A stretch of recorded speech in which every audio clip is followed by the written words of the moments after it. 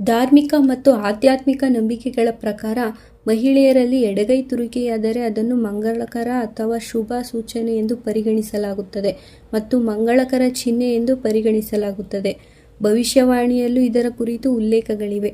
ಭವಿಷ್ಯವಾಣಿಯ ಪ್ರಕಾರ ಮಹಿಳೆಯರ ಎಡಗೈ ತುರುಕಿಯಾಗುತ್ತಿದೆ ಎಂದು ಒಬ್ಬ ವ್ಯಕ್ತಿಗೆ ಕೆಲವು ಮಂಗಳಕರ ಘಟನೆಗಳ ಆಗಮನದ ಸೂಚನೆ ಎಂದು ಹೇಳಲಾಗುತ್ತದೆ. ಆದಾಗ್ಯೂ ಇದು ಕೇವಲ ಪ್ರಾಚೀನ ನಂಬಿಕೆಯಾಗಿದೆ ಮತ್ತು ವೈಜ್ಞಾನಿಕ ದೃಷ್ಟಿಕೋನದಿಂದ ಇದಕ್ಕೆ ಯಾವುದೇ ರೀತಿಯ ಆಧಾರಗಳು ಲಭ್ಯವಿಲ್ಲ.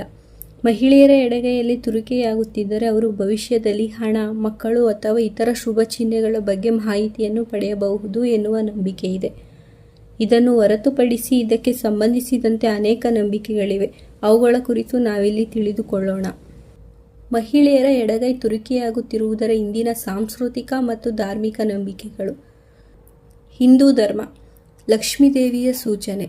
ಮಹಿಳೆಯರಿಗೆ ಎಡಗೈಯಲ್ಲಿ ತುರುಕಿಯಾಗುತ್ತಿದ್ದರೆ ಅವರು ಶೀಘ್ರದಲ್ಲೇ ಸಂಪತ್ತು, ಸಮೃದ್ಧಿ ಮತ್ತು ಸಂತೋಷವನ್ನು ತರುವ ಲಕ್ಷ್ಮೀದೇವಿಯ ಆಶೀರ್ವಾದವನ್ನು ಪಡೆದುಕೊಳ್ಳುತ್ತಾರೆ ಎಂಬುದರ ಸಂಕೇತವಾಗಿದೆ ಎಂದು ಕೆಲವರು ನಂಬುತ್ತಾರೆ. ನಕಾರಾತ್ಮಕ ಶಕ್ತಿಯ ಸೂಚನೆ. ಇನ್ನು ಕೆಲವರ ನಂಬಿಕೆಯ ಪ್ರಕಾರ ಮಹಿಳೆಯರಿಗೆ ಎಡಗೈ ತುರುಕಿಯಾಗುತ್ತಿದ್ದರೆ ಅದು ನಕಾರಾತ್ಮಕ ಶಕ್ತಿಯ ಸಂಕೇತವಾಗಿದೆ. ಇದು ಮಹಿಳೆಯರಿಗೆ ಹಣದ ನಷ್ಟವನ್ನು ಅಥವಾ ಇನ್ನಿತರ ಸಮಸ್ಯೆಗಳು ಎದುರಾಗಬಹುದು ಎಂಬುದನ್ನು ಸಂಕೇತಿಸುತ್ತದೆ. ಇಸ್ಲಾಂ ಧರ್ಮ. ಸಂತೋಷ ಮತ್ತು ಸಮೃದ್ಧಿಯ ಸೂಚಕ. ಮಹಿಳೆಯರಿಗೆ ಎಡಗೈಯಲ್ಲಿ ತುರುಕಿಯಾಗುತ್ತಿದ್ದರೆ ಅದು ಅವರಲ್ಲಿ ಸಂತೋಷ ಮತ್ತು ಸಮೃದ್ಧಿಯ ಸಂಕೇತವೆಂದು ಕೆಲವರು ನಂಬುತ್ತಾರೆ. ವೈಜ್ಞಾನಿಕ ಕಾರಣಗಳು. ಚರ್ಮದಲ್ಲಿ ಕಿರಿಕಿರಿ. ವೈಜ್ಞಾನಿಕ ದೃಷ್ಟಿಕೋನದ ಪ್ರಕಾರ ಮಹಿಳೆಯರ ಎಡಗೈಯಲ್ಲಿ ತುರಿಕೆ ಉಂಟಾದರೆ ಅದು ಚರ್ಮದ ಕಿರಿಕಿರಿ, ಅಲರ್ಜಿಗಳು ಅಥವಾ ಇತರ ಚರ್ಮದ ಸಮಸ್ಯೆಗಳ ಸಂಕೇತವಾಗಿರಬಹುದು. ನರಮಂಡಲ. ಮಹಿಳೆಯರ ನರಮಂಡಲದಲ್ಲಿನ ಸಮಸ್ಯೆಗಳು ತುರಿಕೆಗೆ ಕಾರಣವಾಗಬಹುದು. ಮಾನಸಿಕ ಆರೋಗ್ಯ.